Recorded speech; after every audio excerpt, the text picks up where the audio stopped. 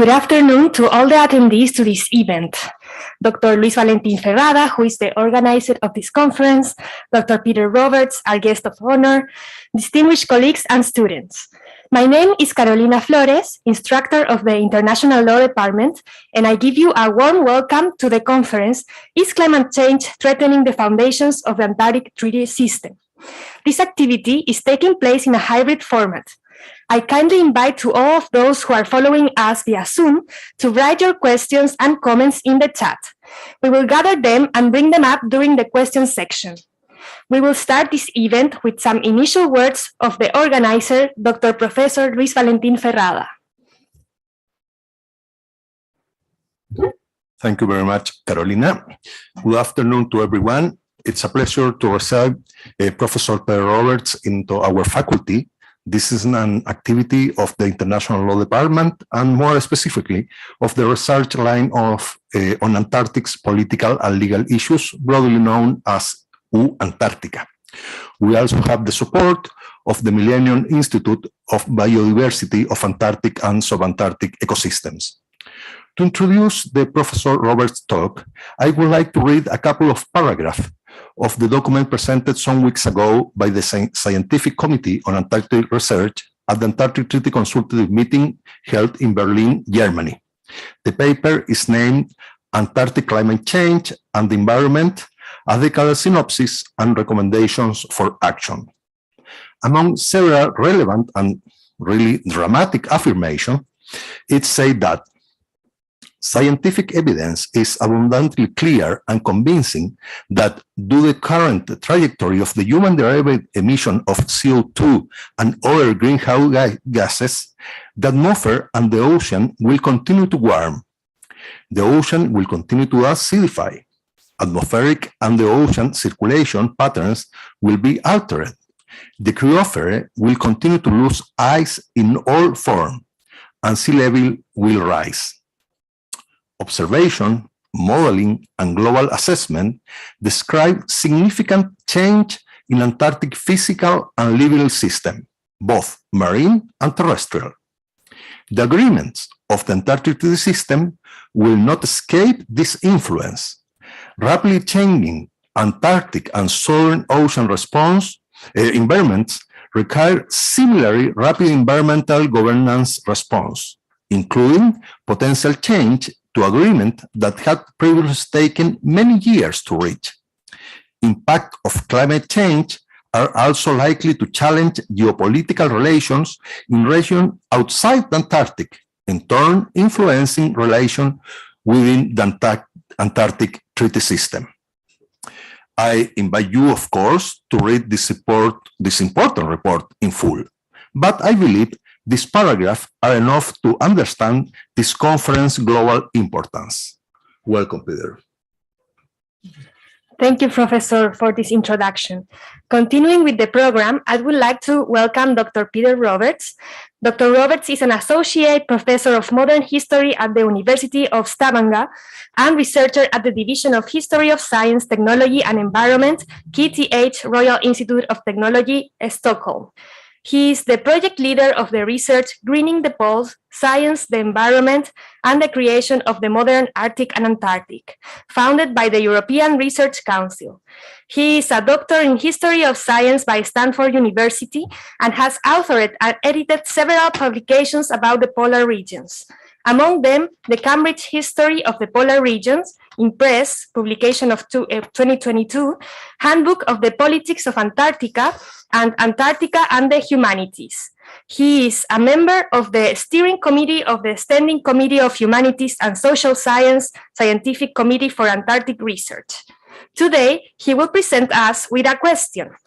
Is climate change threatening the foundations of the Antarctic Treaty System? Please, Professor Roberts, I give you the floor to answer to this very interesting question.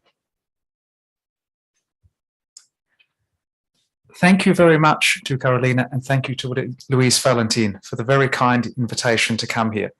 It's an interesting question. I'm not sure my answer will be quite so interesting, but I will try. Just as a background, I am delighted to be here for many reasons. One of them is that I am, as Carolina mentioned, trained as a historian. and there will be some history in the talk today. But the older I get, the more I realize that the history is important because it helps explain why we have the situation we have today. And I've never thought that history is, as the saying goes, a set of lessons. Don't do this next time, do that next time, because every situation is always different.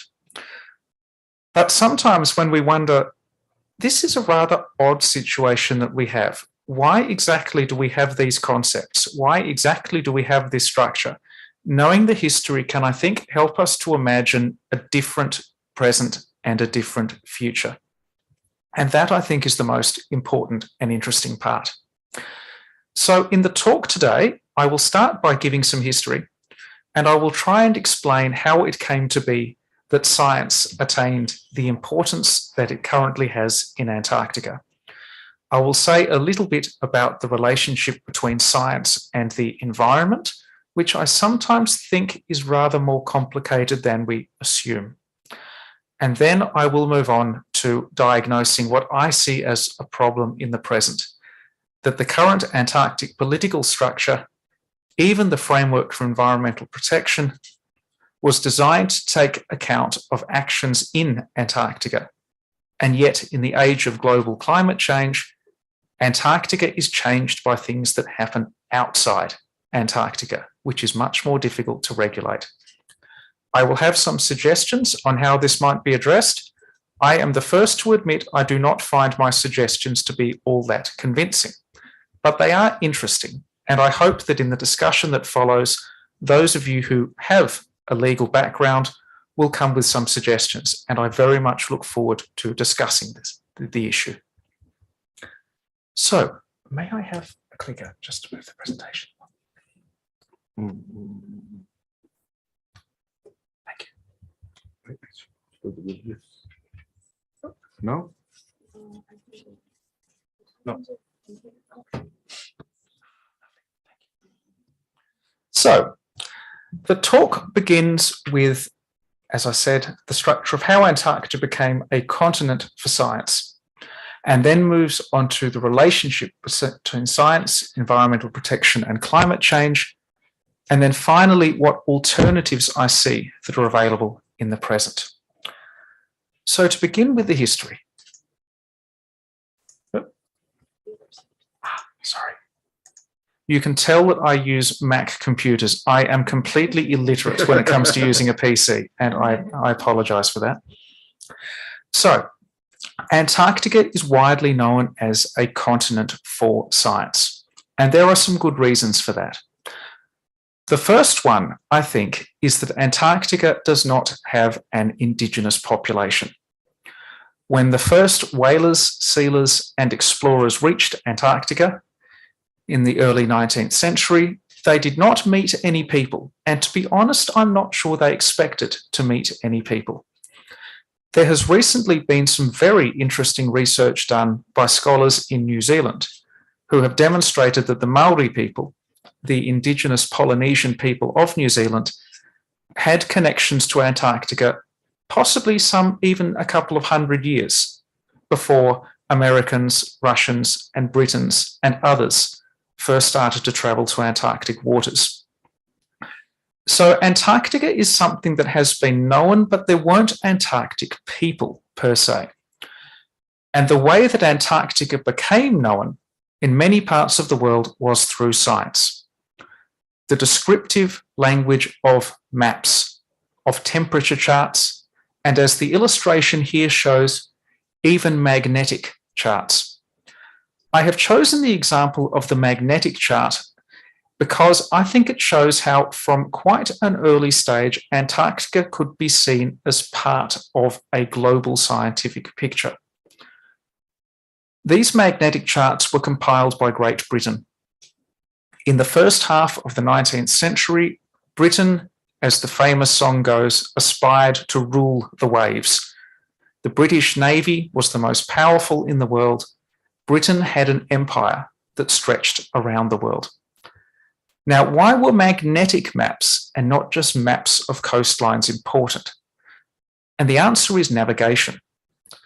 If you wished to know why a magnetic compass didn't quite work the way you expected, you needed to know what variations there were in the Earth's magnetic field.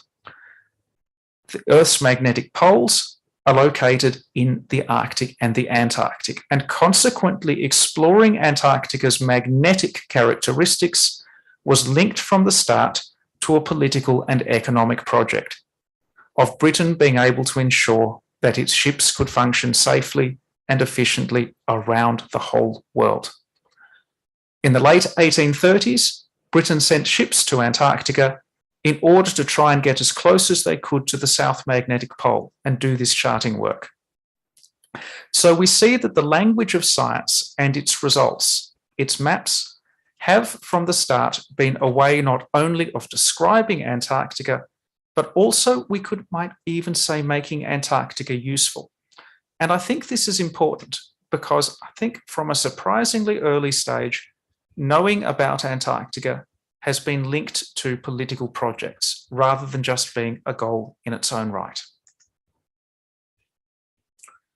In the early 20th century, however, I think science took on a slightly different role, and the element of national prestige started to become dominant. This was particularly true for Britain, the British Empire, and other European countries. Captain Robert Falcon Scott famously died on the way back from the South Pole in 1912, having been beaten to his goal. But I find it very interesting that in Britain today, his memory is very strongly associated with science. Now, partly that's because, if I may put it rudely, he came second to the Norwegian Roald Amundsen, and the science became a way to show that his voyage still had meaning. But it's also linked, I think, to a bigger story, which is that in the years that followed, science did become the dominant thing to do in Antarctica.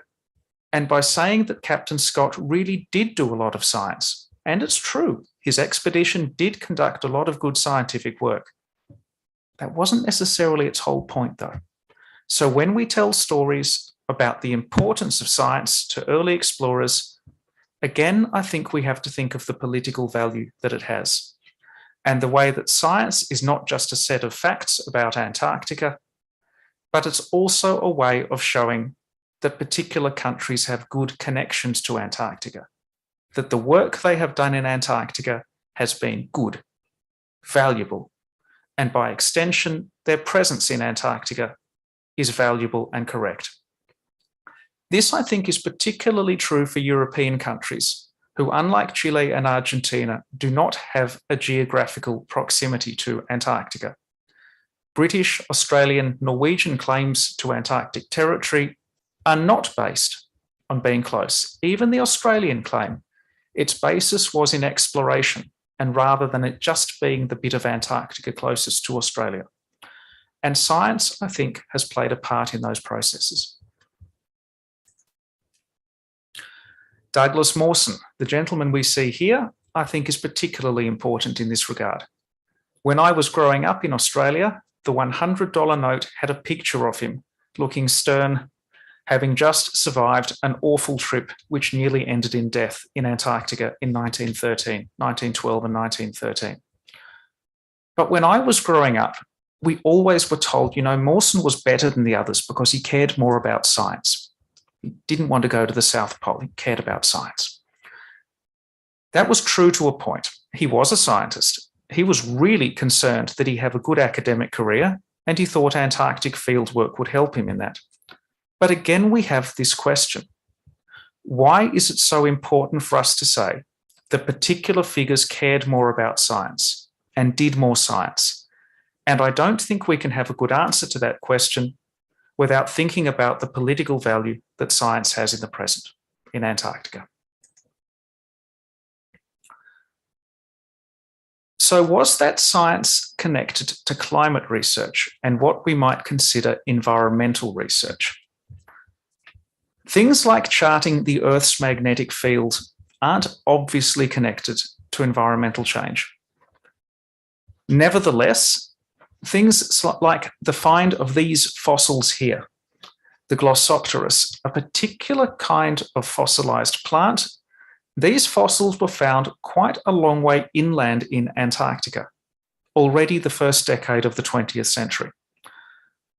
Now, what does it say that these fossils were found?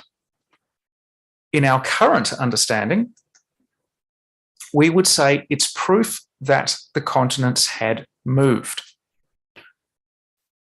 We now, under the theory of continental drift, plate tectonics, generally know that the different continents on the Earth have moved over millions and millions and millions of years. And finding fossilized plants well inland in Antarctica, we think of it today, that's pretty good, clear evidence. Antarctica at one point was closer to the warmer regions of the Earth. That was not the dominant theory early in the 20th century. Continents were fixed. You couldn't move a whole continent. What was the force that could do that? So the theory extended instead to how plants and animals could move, and also an idea that the world as a whole had been warmer. Now, Antarctica played a surprisingly small role, I think, in these debates. The idea that there had been ice ages in the Earth was fairly well accepted, and for some scientists, it was even very interesting to go to Antarctica because they thought, well, we'll see something in action that we only know about otherwise from rocks, something in the past which we can see in the present by going to Antarctica.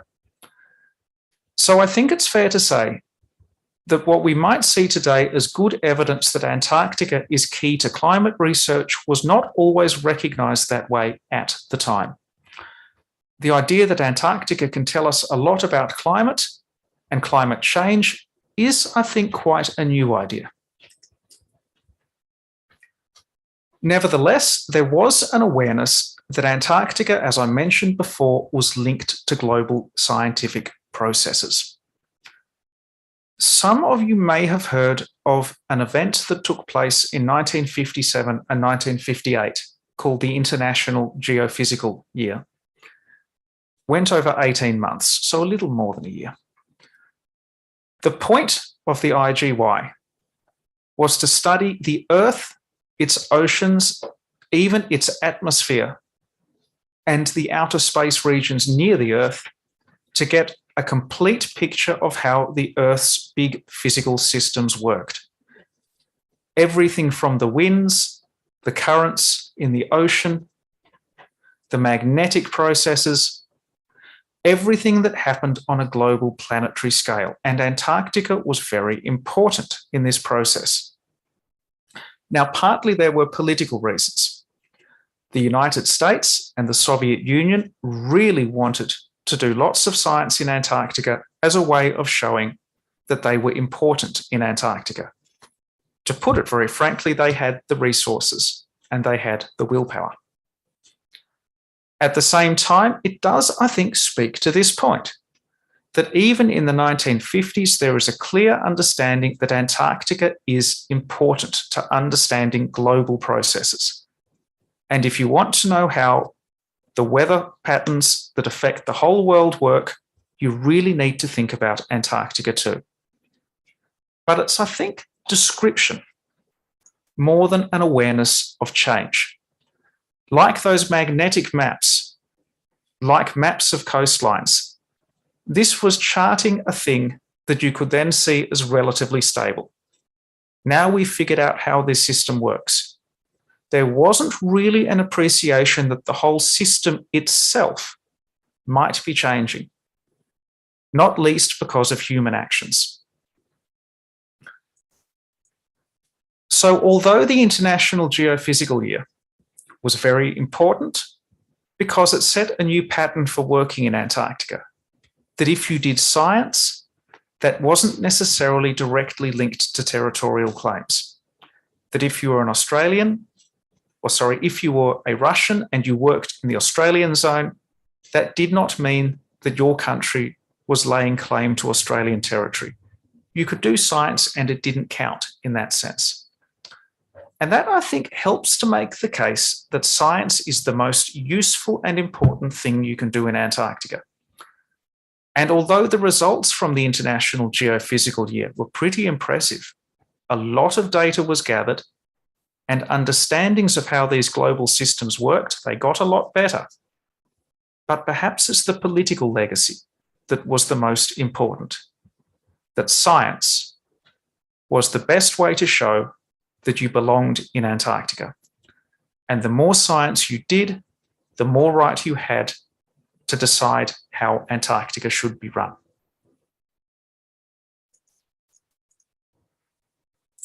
And so we come to the Antarctic Treaty that was negotiated at the end of 1959. I'm going to bore you with a few short excerpts here, because I think they show the way that science right from the start was part of the Antarctic Treaty. And I say science here and not necessarily the environment.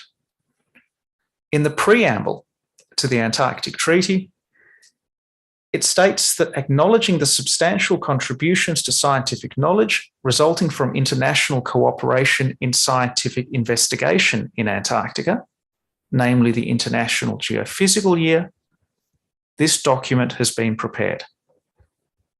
So it's pretty clear that the idea that scientific cooperation is central is there from the start. That then continues with the importance placed upon freedom of scientific investigation. And it explicitly said the International Geophysical Year is the model here. Now, again, we look at this and we think, but isn't that good? I mean, science, much better to compete through science than through military bases, for instance. If you're the United States and the USSR and you have the most money, the biggest ships, and the most scientists, you can do most science. And the fact you haven't got a territorial claim suddenly becomes less important when you want to wield power in Antarctica. So there is this political element too that we shouldn't lose sight of. And finally, I won't read the whole quote because it's a little long. We get to what I think is perhaps the most important point. And that is that if a party wished to obtain a seat at the top decision-making table in Antarctica, the way it did that was to demonstrate that it was conducting substantial scientific activity. Now, this is really important. The science-politics link becomes clear here. Again, you want to show that you have a right to decide things about Antarctica, you have to do science. In one sense, we can see this as logical. The argument made by the parties themselves was, and I think in many ways still is, if you know most about Antarctica because you do the most amount of science, you are best placed to make good decisions. There is some logic in that, but we don't apply that logic to other parts of the world necessarily, where we accept that having good, sound scientific advice is essential for making good decisions, but that doesn't necessarily mean that the scientists ought to be making those decisions, or that those people who have commissioned the science have bought the right to have a larger voice at the table. I don't think this happens if there are any Indigenous people in Antarctica, obviously. But at this particular moment of time, it becomes politically useful for science to become the means through which political power is obtained and wielded in Antarctica. Now, I said a moment ago that I was talking about science and not the environment. And I don't think the framers of the Antarctic Treaty thought particularly much about the environment either, certainly not the way we do today. The word environment isn't really mentioned in the original Antarctic Treaty document, certainly not to the extent we would expect. It's a lot about science, not so much about the environment. Now, this becomes an issue because it's very easy to imagine a situation in which you do really good science that obtains some great and striking and really new results, but you damage the environment in that process. And the best example, perhaps, is the United States nuclear reactor, which ran in Antarctica at the McMurdo Base from 1962 to 1972. Now, the Antarctic Treaty banned nuclear explosions in Antarctica. You couldn't do nuclear tests there, and you couldn't dump radioactive waste there either. But you could have a nuclear reactor, particularly if having a reactor meant you had more power, you could run a bigger scientific base, and really you could draw a very close line between the reactor and the quality of the science. That was the idea, at least.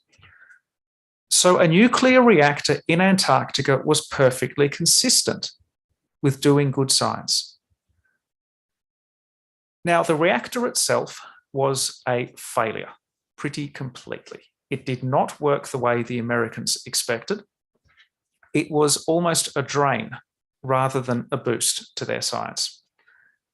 It did make a mess, though only locally, and in 1972, when the Americans finally gave up and took the nuclear reactor away, they had to take away a whole lot of contaminated soil also and ship it back to California.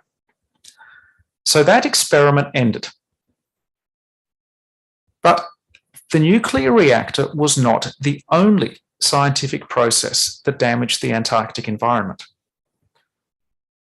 Dogs, for instance, would often be fed by harvesting Antarctic animals, a process that continued well through the years after the Antarctic Treaty was signed. The scientific bases themselves often produced a lot of waste that was not always well disposed of. This latter issue became big in the 1980s, when Greenpeace campaigned for the environment to become a more central issue in Antarctica, in part through arguing and demonstrating by going to Antarctica and revealing the mess that many scientific stations were making, that doing good science was not always good for the environment. And they really challenged this connection between science and the environment. Science might help you understand the Antarctic environment. It might even help you understand the global environment. But good science did not necessarily mean best environmental management. Good science could have bad local environmental consequences. There's a second issue here, in that in the 1980s, there were some very complicated discussions about a potential mining regime in Antarctica. Greenpeace was very much opposed to this also. And part of their opposition was a justice opposition. Was it really correct that the states that wielded most power in Antarctica should get to control access to its natural resources, its mineral resources? But there was also an environmental concern. Should Antarctica really be the scene of industry that could dramatically affect the Antarctic environment? Antarctica is a long way away from anywhere. The scale of infrastructure, buildings, trucks, drills that would have to be brought to Antarctica to make a mine work, what would you do with the waste? You can't just build a little dam to put the waste so easily. The environmental consequences could be very severe. And again, Greenpeace argued, you might do very good science, mapping all the rocks, determining where the minerals are, and that very good science could lead to very bad environmental outcomes. So the divergence between science and the environment starts to grow. Ultimately, it means that conservation measures start to become more and more important. There were already in the 60s, 70s, 80s discussions about protecting, for instance, Antarctic birds and seals. And these were agreed, I wouldn't say they weren't always the easiest negotiations, but they were things the parties could agree on comparatively easily, particularly the seals, because everyone realised quite fast there wasn't much possibility of an economic industry. The minerals were a different story because so little was known about Antarctica's minerals. And even though the little that was known wasn't very promising, it was very easy to imagine a future where the world had run out of particular resources and they were only now to be found in Antarctica. So preserving Antarctica from mining presented a challenge that other particular measures hadn't. Hence a large negotiation. And ultimately the negotiation collapses at the end of the 1980s. And it's in large part Australia, and in particular the Australian Prime Minister, Bob Hawke, who causes it to collapse. One of the Australian diplomats involved has since claimed that Australia, in particular Bob Hawke, wrecked the negotiations essentially for his own political purposes, because he realised there was more political value in being environmental and showing that Australia cared about the environment through banning mining in Antarctica than there was in Australia actually getting benefit from the mining that took place. That in itself, I think, is quite interesting because it shows the political value that being green had obtained by this point. Australia invested a lot in science, and yet ultimately it was the environment that caused Australia to change its mind. The Convention on Antarctic Mining was replaced by a Protocol on Environmental Protection, a really, really interesting document, I think. If the Antarctic Treaty was largely about science, the Environmental Protocol agreed in 1991 was, as its name suggests, more about the environment. Antarctica was no longer a laboratory to do scientific work in.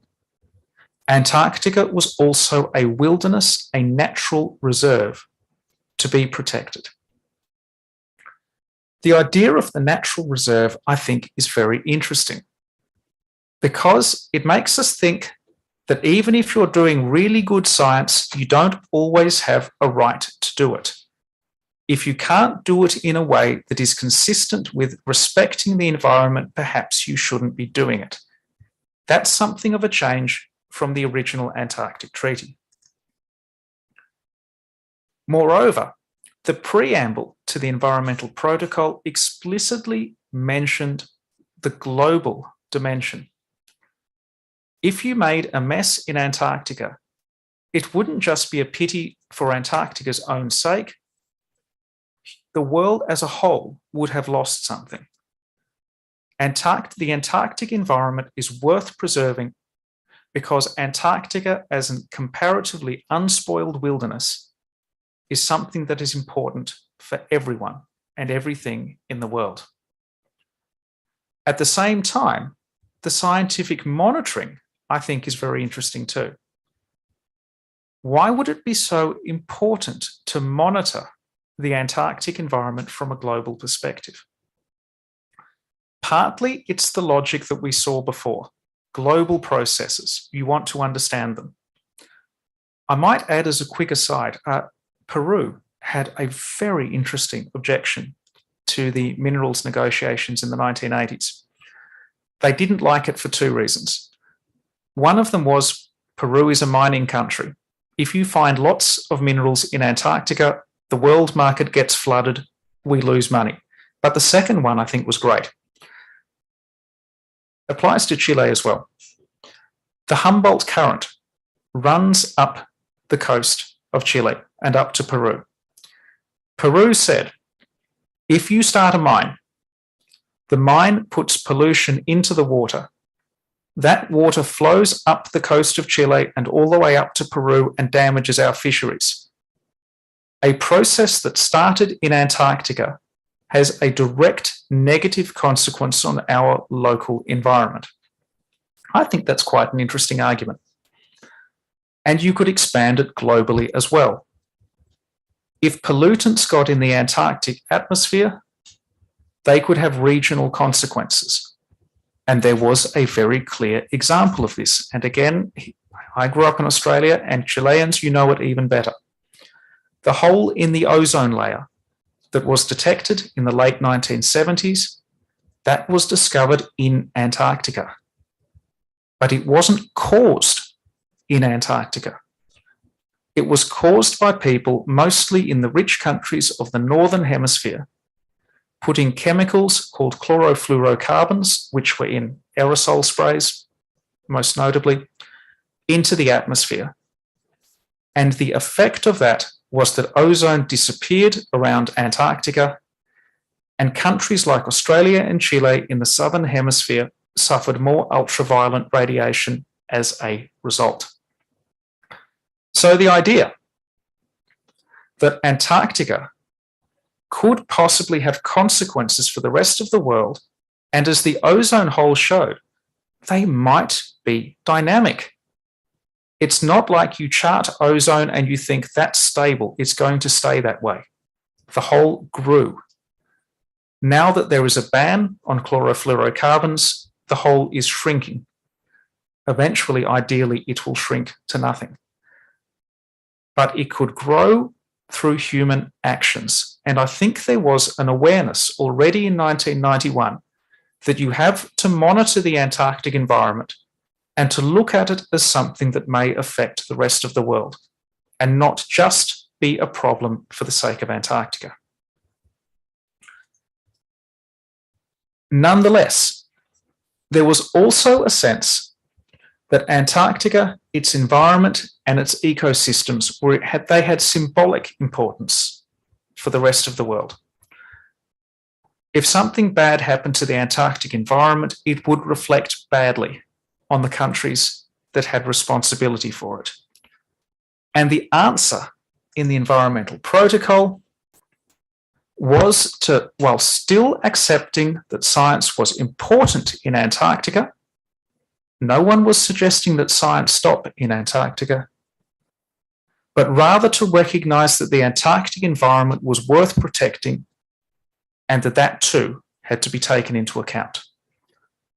Famously, dogs were banned from Antarctica. You could no longer kill lots of seals just to feed the dogs. Waste disposal around Antarctic stations became a much more serious matter, for instance. But despite the fact that we had the ozone hole example, a paradox remained. This is a paradox that my colleague Alejandro Mancia, who is a philosopher and far cleverer than I am, has thought about and I think come to some really good observations. The Antarctic paradox, to put it simply, is that in the age of global climate change, Antarctica is being changed by things that are happening far away from Antarctica. And yet the tools for protecting Antarctica, as defined in the environmental protocol, they are specific to Antarctica. If we think about those dogs, banning dogs from the Antarctic continent, yes, I'm sure that's a good thing. I don't have any problem with it whatsoever. But it's such a tiny step when you consider that the real things that are changing Antarctica are greenhouse gases. Even if every single research station in Antarctica went wholly over to wind and solar power and did not consume a single gram of carbon, if every vehicle was climate neutral, it would make essentially no difference. The difference is made by countries further north cutting their emissions, because that is what causes the change in Antarctica. But how then do you regulate those emissions to protect Antarctica? You have a problem that cannot be solved by the existing regulatory framework. Here, I realise that I've come to the edge of my expertise as a historian, and I'm starting to head into waters that are a lot more uncertain. And I am pretty sure everyone in this room will have thoughts that are at least as good as mine. Now, one option is to interpret the protocol on environmental protection more ambitiously. This is a position that Alejandro Mancia has advocated, and I think it's a very good one. The argument is that if you already have this language, particularly that the parties commit themselves to the comprehensive protection of the Antarctic environment and its dependent and associated ecosystems, you have a way of saying then you have got to stop doing those things that affect those ecosystems. And that means more than just take away your rubbish and take away your dogs. It means stop building coal-fired power stations, stop subsidising fossil fuels. In the case of Norway, where I live now, Norway, which styles itself as a very green country, buys rainforest in Southeast Asia to prevent deforestation, and yet the economy is based on oil. I live in an oil town in Stavanger, and it is very disturbing how hooked the local economy is on the oil industry, and how quickly the global consequences caused by the use of that oil are forgotten in the local context that we want to keep our jobs and our prosperity.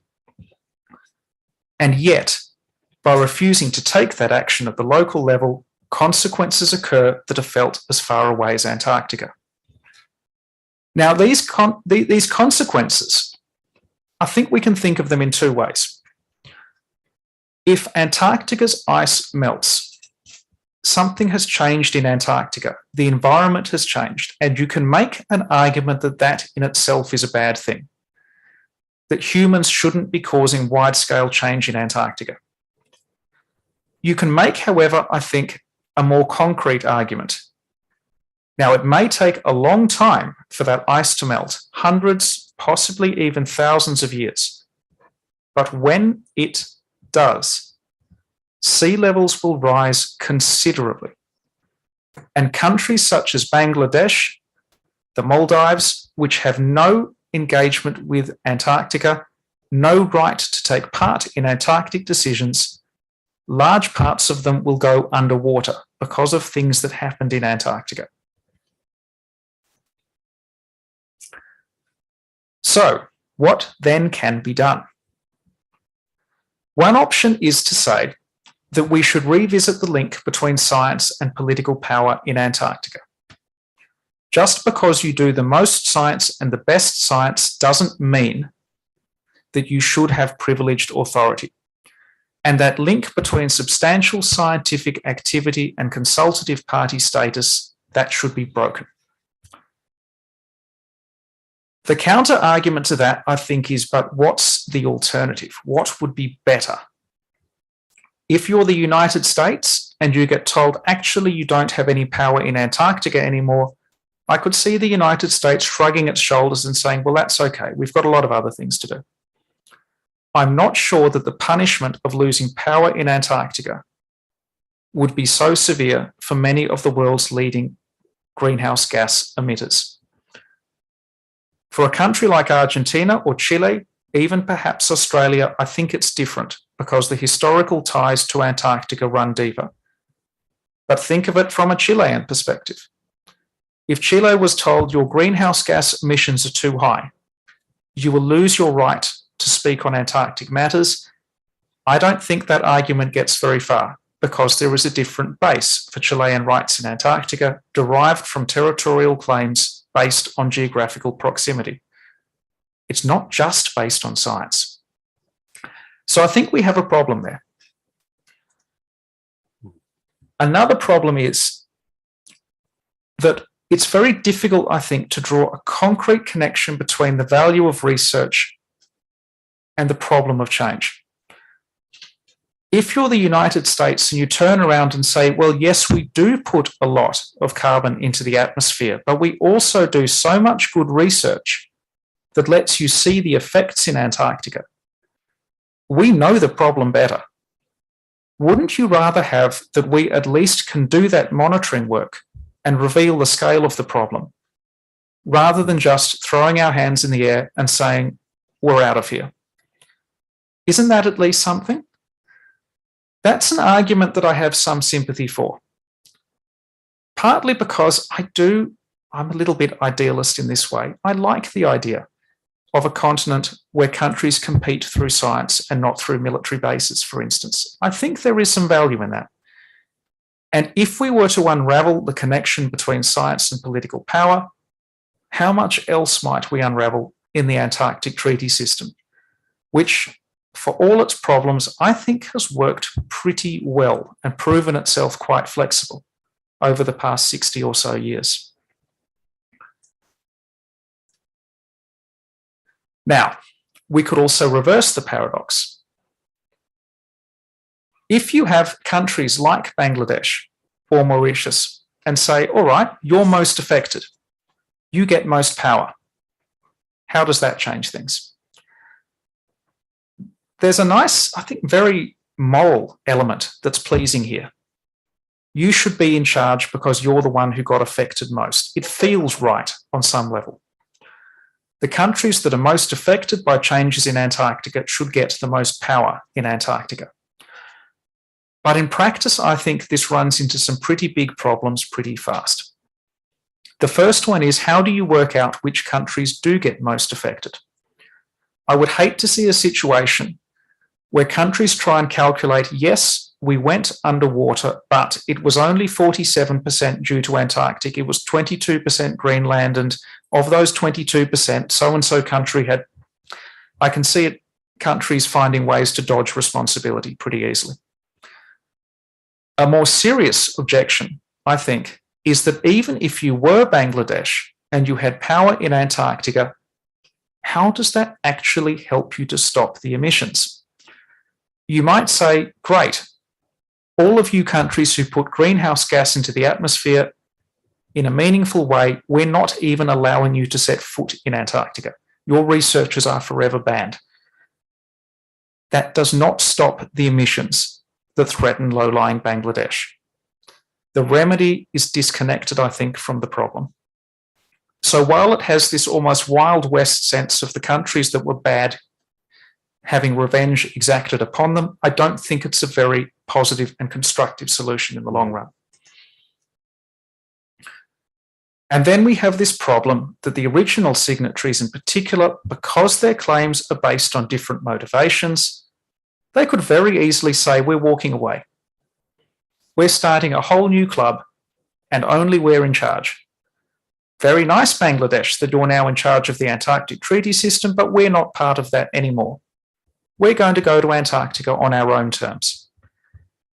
Is an imperfect system better than no system at all? And the fact that countries could walk away from the Antarctic Treaty System, I think that's important as well. And then also this moral consideration.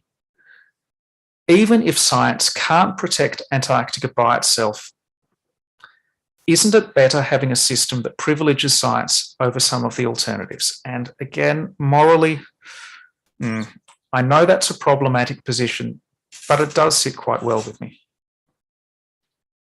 There's another element here, however, that I think is important. And this is one that Luis Valentin has touched on and which I think is really worth considering. If we really want change to happen, then we have to think about the capacity of individual states to regulate their own activities as being the most important factor. Throwing the United States out of the Antarctic Treaty would not be anywhere near as helpful as getting the United States to cut its emissions. If a country explicitly mentioned Antarctica as a domestic responsibility and thus recognised that in the same way that a state has a duty of care to the environment within its own borders, that those borders extend to Antarctica, not necessarily in a sense of direct political control, but more in a more general sense of responsibility. That if you are a state that produces emissions and damages Antarctica, you have done something that is not in keeping with your own values as a state. and that if there is some legal mechanism by which that responsibility can be enshrined, even at the general level, that Antarctica is mentioned directly as part of the area of a state's responsibility, that potentially can open up for states to change their own actions because it is no longer as acceptable to cause change in Antarctica. And mentioning Antarctica directly in the Chilean constitution, that could be a way of moving in that direction. That being said, climate change, I still think, poses a challenge that requires consideration at the structural level in the Antarctic treaty system. And even if I ultimately think it's more on the individual member states of the Antarctic Treaty to regulate their own actions, the system of incentives is not currently aligned with what is actually in the best interests of Antarctica. Even if we want to keep science as the dominant activity, I can easily see a scenario in the not too distant future where there is rapid melting in Antarctica. That water is causing change around the world, and some pointed questions are being asked. So you countries who were in charge of Antarctica, who did all that good science and had the right to take decisions, you were also the ones causing this change. Are you still really the right countries to be in charge of Antarctica? And when you have a moral objection to the legitimacy of a system, then I think you have a challenge that requires answering. And even if I readily admit I don't feel I've got many constructive answers to that, that's a question that I don't think we can afford to ignore. Action to protect Antarctica will in some way have to include actions outside Antarctica. Regulating Antarctica will require individual states to regulate their own activities. And ultimately, I think we can diagnose the problem pretty well. We've got some solutions, and the solution of starting by more ambitiously interpreting the environmental protocol, I think, is a good start, and it's very important. But precisely how the mechanisms work, that's a really big and difficult question. The fact there isn't an obvious answer is perhaps okay, particularly for those of us who are more academically inclined. But I do think that my children and my grandchildren might like to know that a better system was devised at some point. Thank you very much. Professor Roberts, you certainly touch upon very interesting and essential topics. And related to your conclusions about how each country has to enhance the effort to regulate their own systems about Antarctic, I would like to mention that you come to Chile in a very special week because last Monday it was published the new framework law on climate change in the country. You come also, as you mentioned, in the context of the constitutional process. And of course, almost a couple of years ago, it was published the new Chilean law on Antarctica. So you're certainly in a very special moment for us. And continuing with this conference, we are going to open the floor for questions. I would like to encourage you to make your questions. If you don't dare to do them in English, I can translate them. You can make them in Spanish and I can translate it. So first we're going to start with questions from the public here present, and then we are going to read some questions that have been posted in the chat. So please don't be shy, and we are going to see if there is any question in the public. Yes. Te pido que venga a buscar el micrófono.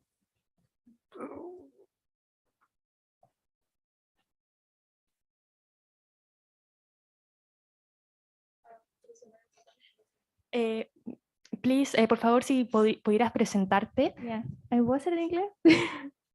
En inglés, sí, perfecto. Hi, my name is Sophia. I study here at the university, and I'm very interested in Antarctica because my thesis, I would like to be in that way, especially in the protocol and the environment, and also thinking about the future generation.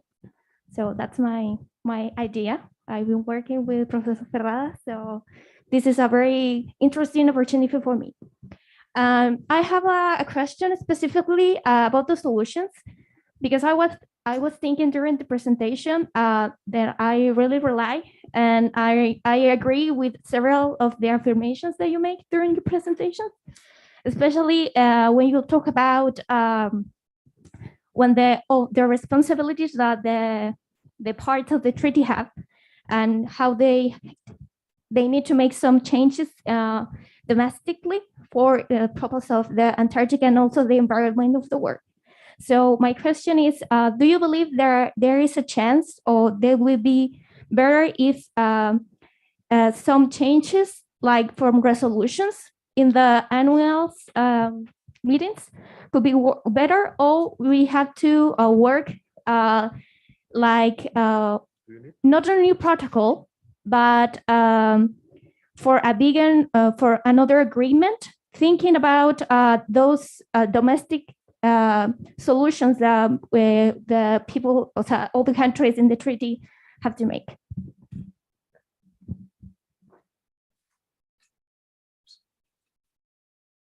Thank you, Sophia. That's a very interesting topic and an interesting question too. I will only have a brief comment because I feel that the workings of the ATCM process, well, I have someone beside me who knows them much better than I and will probably give a better answer. My feeling is that a whole new instrument is going to be very difficult to negotiate in the current moment. It's been observed that if you tried to negotiate the protocol on environmental protection today, it probably wouldn't work. Not because there's now less faith in the ideas, but more because you just can't get countries to agree on anything quite so easily at the moment. And if half the stories I heard about the difficulty of getting anything done at the last ATCM are true, I think a whole new instrument is going to be very difficult. Hence, I think a little bit more, how can you use the ones you've already got a little more creatively? But I'm going to defer to the expert here.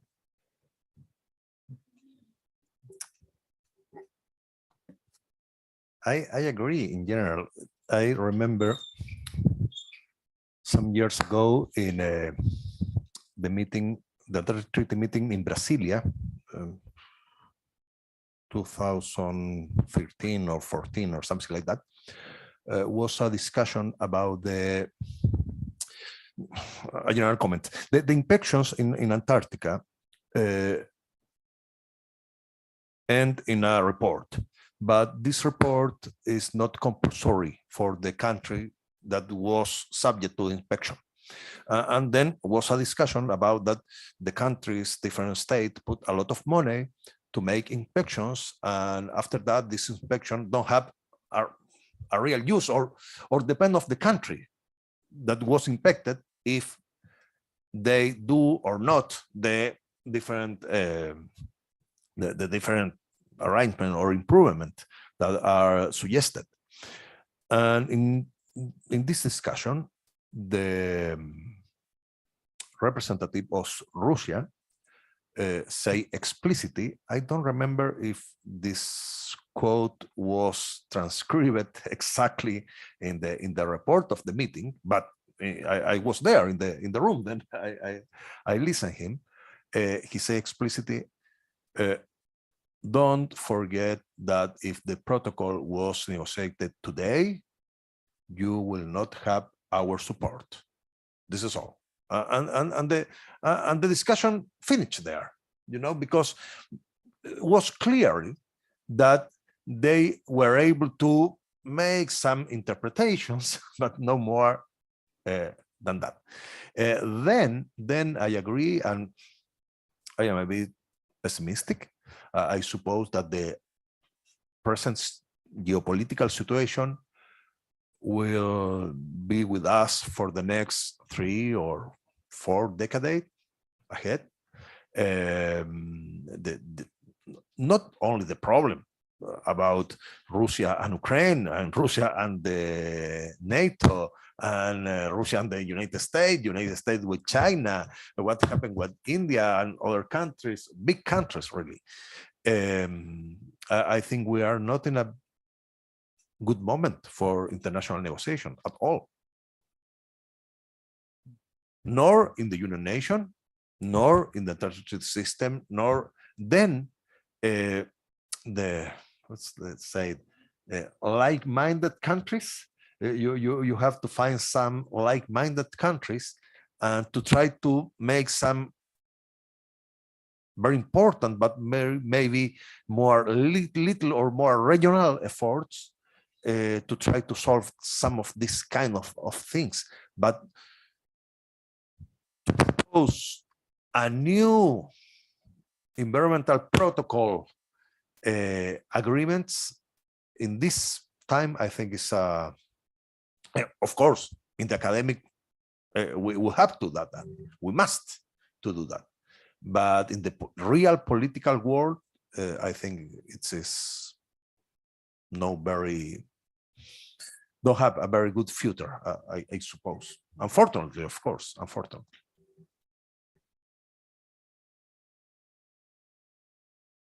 Any other questions from the public? Okay, so we had some questions in the chat.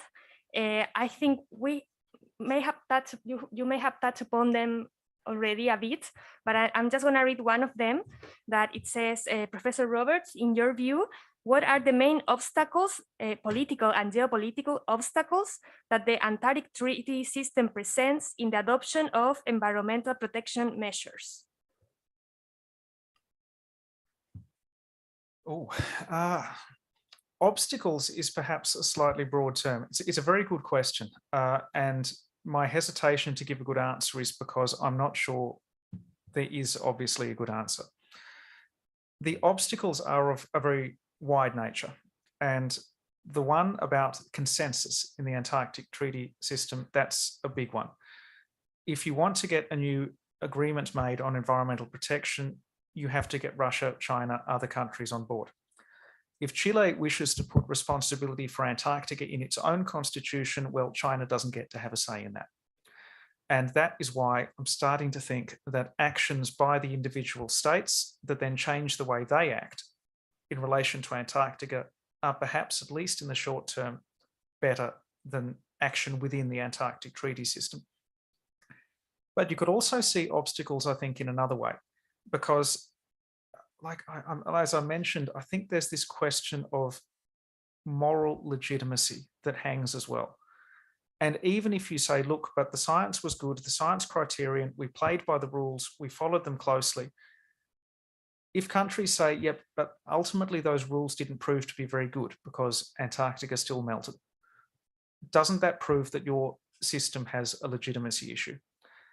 And I really don't have a good answer there, because I genuinely don't know if the legitimacy problem is big enough that the member states decide, okay, we've got to do something here, or if the Antarctic Treaty System is sufficiently far away from the main line of political decision-making in the United States, China, Russia, other countries, that if the Antarctic Treaty System it loses that moral legitimacy. How big of a problem is it for those countries? Might we be at a point where they decide, look, cutting the emissions, it might be nice, but we've decided we're not going to do that. And we're happy to pay the price of the Antarctic Treaty System losing legitimacy. I worry a little bit that that might be a realistic scenario as well. I'm sorry if I sound too pessimistic. Thank you, Professor. We have another question from the public. It says, Professor, what is your view on touristic activities in Antarctica? Oh, that's a great question. I'm jealous. No, it's a great question because there has historically been an argument that when tourists go to Antarctica, they actually help often environmental protection, because when they come back, they are so awestruck by the grand beauty of this wilderness they have seen that they become committed to agitating for actions that prevent that being changed. In the 1980s, some Australian politicians went to Antarctica, and there is a school of thought that that also played a role in Australia shifting its opinion on the regulations for Antarctic mining. So we can see tourism as positive in that sense. There is, of course, the negative aspect that too many tourists will have an impact on the Antarctic environment. And this, I think, is a really difficult one because you have different arguments for how you measure that impact. If you had lots of tourists, but they all went to the exact same place, and that place, it was fairly sturdy, didn't cause much change. There weren't any penguins around, it's okay. Perhaps the environmental footprint is comparatively small. If you have a smaller number going to a more fragile place, and particularly if you have tourists saying, but everyone's been to Esperanza, everyone's been to Villa Las Estrellas, I really want to go somewhere else. And then you start getting tourists going to places that are more fragile, more delicate. You get the tourism industry incentivized to take tourists to new places in Antarctica. Then you may have a situation that's a little more problematic. So some form of regulation, I think, is certainly needed.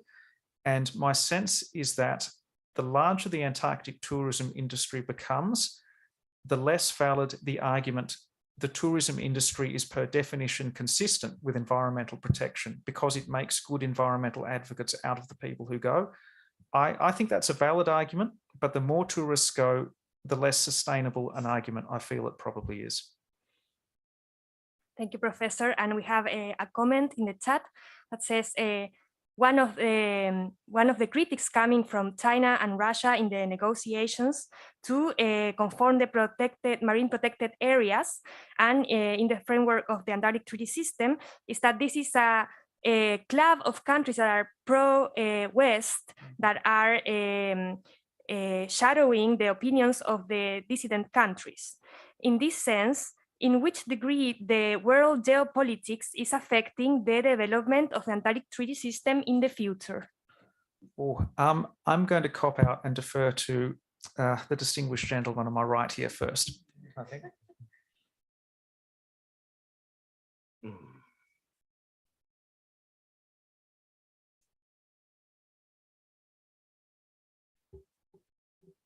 It's difficult to put all the responsibility in just a couple of countries. If you don't understand that the geopolitical situation of the world is now changing. The Western opinion have drawn our world in several manners. And of course, I believe in the Western values, including the protection of the environment of Antarctica, of course.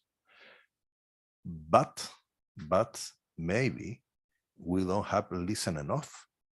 Other considerations, other countries, other people. The idea of the Antarctic Club is not new idea. It was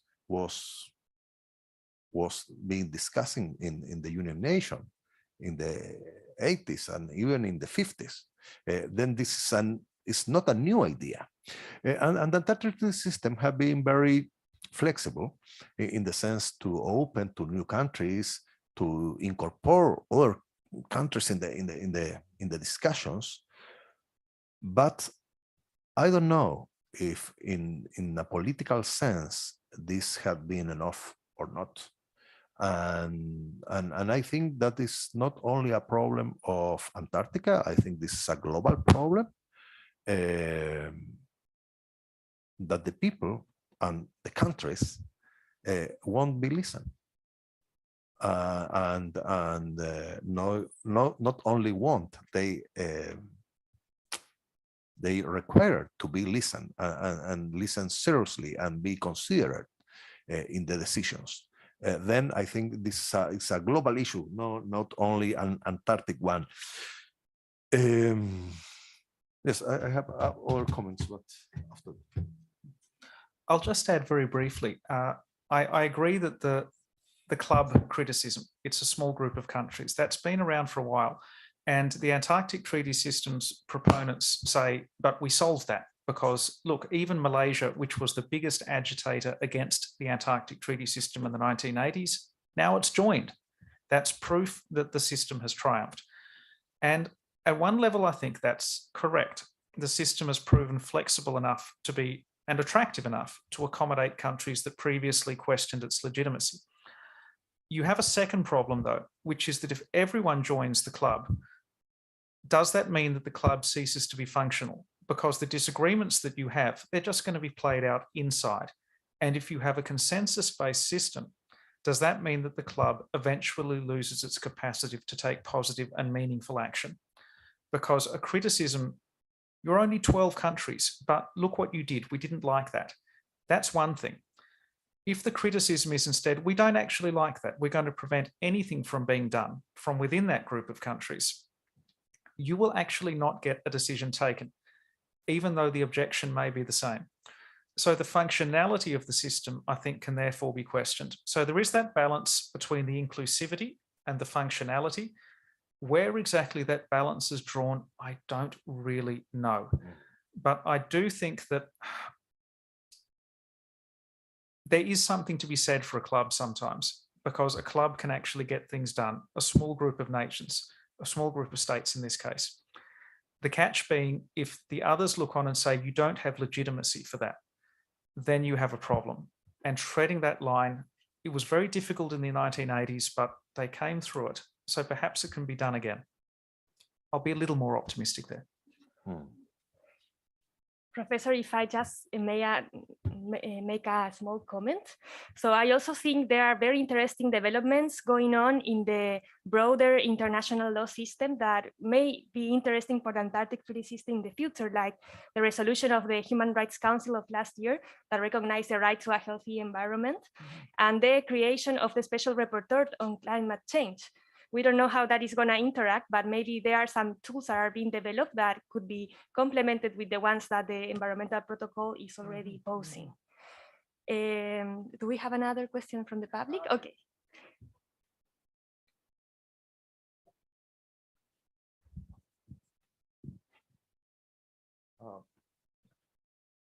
Good afternoon. I'm Fernando, also a student of this university. First of all, I want to say thanks.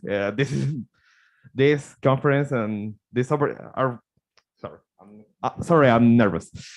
I want to say thanks. This conference are really good opportunities and chances to learn.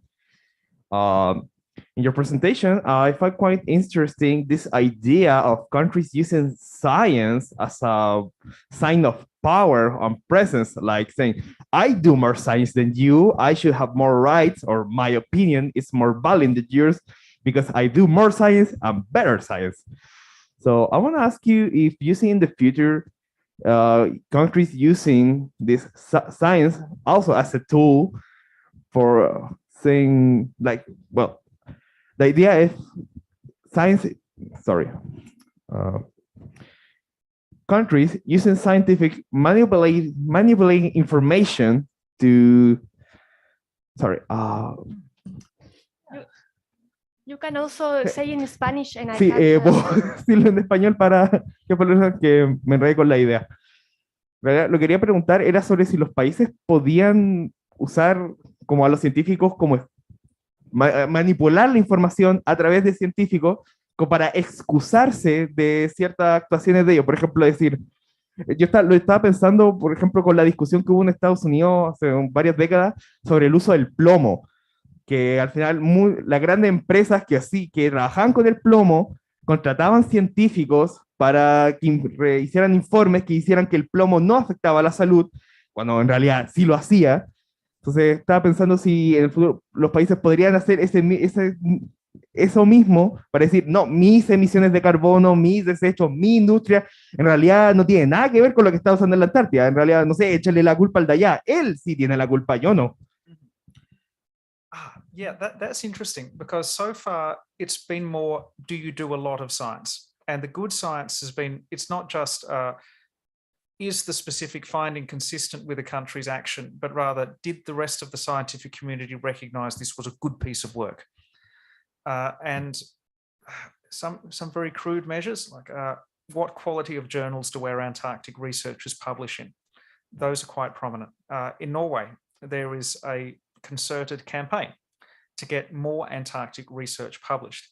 And it's not so much the internal contents as the fact that good research is being done. that is deemed to be the important factor here. But to take your point a little further, if the states, as you mentioned, rely as part of the legitimacy on, but we know most about Antarctica, we're best placed to take decisions. Well, you look at the Intergovernmental Panel on Climate Change, which has produced a lot of very good research. And you don't have to have that many people saying, actually, we've said something different for the appearance of doubt to come up. The tobacco industry pioneered this strategy. More research is actually a bad thing in this context, because they could say, we're not quite sure, we need more research. Perhaps you can even envisage a situation where Antarctica is melting, the penguins are disappearing because their habitat is shrinking, more importantly, their food sources are changing. And yet there is twice as much science being done. And we know 4 times as much about penguins and 8 times as much about ice sheet dynamics. But that doesn't necessarily all point in the same direction of this action is necessary in that sense. If you have 8 different countries doing 8 different studies and you learn a hell of a lot about how the Antarctic ice is melting, does that necessarily say the answer is clear? This is what you have to do based on the research that is done. Or can you even say, look, the problem is so serious, but we have to do more research. We're doing the most research. Even if all that research pointed in one direction, which is possible, that it's clear, this is how it works. That in itself doesn't guarantee that the country that paid for that research feels obligated to take action. And I think part of the proof of that is the excellent research the United States and Britain, other countries have funded on Antarctic, global environmental change, which hasn't led those countries, I always pick on the United States, but you could say the same about any of the big emitter countries. Australia, I think it's just as true. The quality of that research has not pushed the governments to act in a particular manner.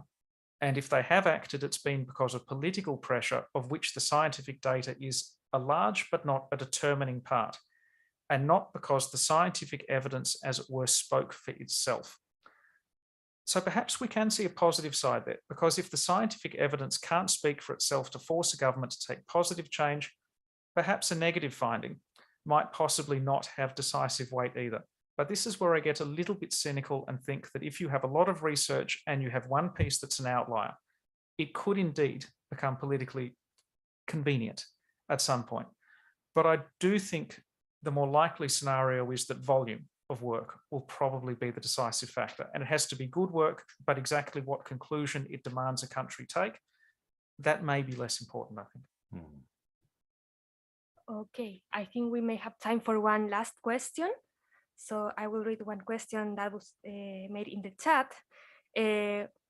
Professor Luis Valentin Ferrado already said some issues about the inspections, but another student wants to know your personal opinion about inspections in the protection to the Antarctic as a way to protect Antarctica. What do you think about inspections as a way to protect Antarctica? I'm a little cynical about that, because the inspections, it's not as though someone turns up like the police at your door and catches you when you least expect it at 5 o'clock in the morning. Often the inspections will be, I will defer to the expert here, but the inspection as a foolproof mechanism for catching bad behavior, I think there's a ritual element almost to it. We are performing the act of showing that we do this thing that we all do as good members of the Antarctic Treaty System. And the Greenpeace campaign in the 80s, part of the reason I think that was so effective was because they said, look, you've got this inspection system. Countries are still making a mess. And while I wouldn't say the inspection program is without value, I think it does have value. And a little bit like the Protocol on Environmental Protection, it's an existing tool that you could interpret more ambitiously. That I think gives it value too. But as a concrete mechanism for guaranteeing good behavior, particularly when it's so hard to get to some of these places, you rely on the goodwill to some degree of the host station. As a guarantee of good environmental behavior, I'm a little skeptical.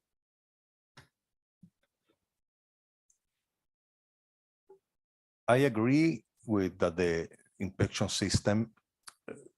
There are different inspection systems in the ATCS. One is about environmental, other is more about security and no military activities, and other one in the fishery, in the camellar system. These three system or mechanisms of inspection and observation, of course, they are not perfect, but it's the best tool that we have.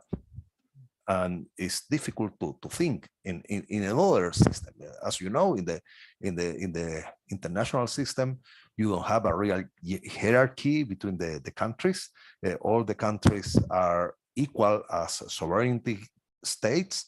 Then the mutual inspection are the best that you can have. And I think this is a point.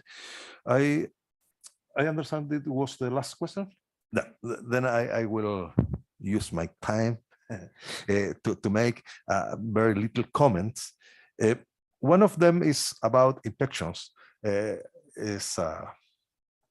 This week was released a new book about Antarctic law. Carolina is one of the co-authors of the book. I was the editor, and one of the articles in this book written by Vicente Brown, it's about inspections. It's a very in-depth revision of all the historical inspection in Antarctica, and I think he reached a very interested conclusions about that. Then I invite you to, I don't know who one will make the question, but invite you to read this very important piece. A second comment in the same way is about a more ambitious interpretation of the environmental protocol. In the same book, there are other articles that propose exactly that, a more ambitious interpretation of all the environmental protection. Then this book will be presented in a couple of weeks ahead. In this time, we will make more comments about the article inside, but I recommend that. I have other comments about the environmental protocol and a necessary distinction that I think is necessary to do between a more rhetoric approach about the environmental protection, especially in the Article 2 of the environmental protocol, and a more practical implementation of that, especially in the Article 3 of the environmental protocol. I think that normally the people only read the Article 2, which was in one of the slide of the Peter presentation. But it's necessary to read Article 2 and Article 3 and have an interpretation of both. And in this sense, it's possible to conclude that of course, the protocol protect the Antarctic environmental and the dependent and associated ecosystem, but in a less manner or in a little manner, in a no so strict manner that can be understood in at least in a first read. Then, and just to say that I am very happy because I agree with almost all the all the affirmation in this in this presentation, and that's very good for me because I see that I'm not so loose in my ideas, and I think this can be a very good start point to keep working together between our initiative, Antarctica, some of the people who are in the room work in that, and the work that you are doing from Norway. Then welcome again, Peter, and it has been an honor for us to listen to you. Thanks.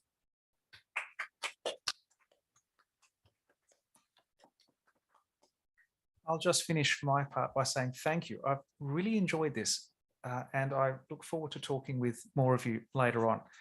These are some big philosophical questions that apply in so many different areas. If you have an imperfect set of tools, are they better than no tools? If you've got a bad set of tools, how much improvement can you do before you run into the limit and you say, got to do something else?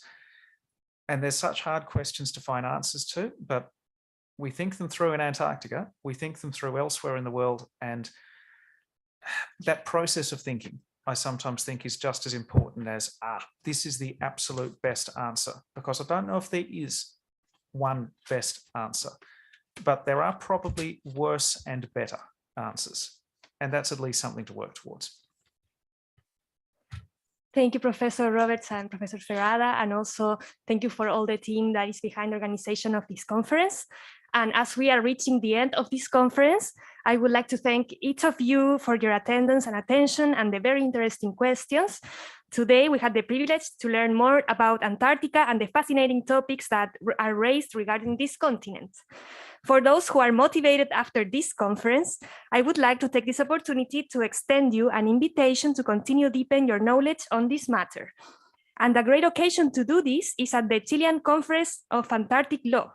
The 4th edition of this academic event will take place on the 9th and 10th of November of this year. And for those interested in presenting your research, the calls to submit the summaries of your papers are open until the 30th of July, and you can submit your articles until the 15th of October. If you have any questions, you can visit www.uantarctica.blogspot.com. I would also like to invite you to follow on Instagram Instituto Milenio Base, where you can find a lot of more interesting topics related to Antarctica. The invitation is open.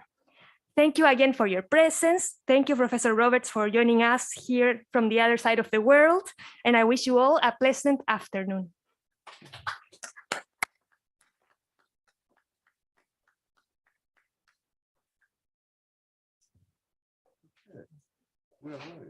Well done. Thank you so much. I really enjoyed that. Yeah, me too. It was very interesting. Look forward to talking.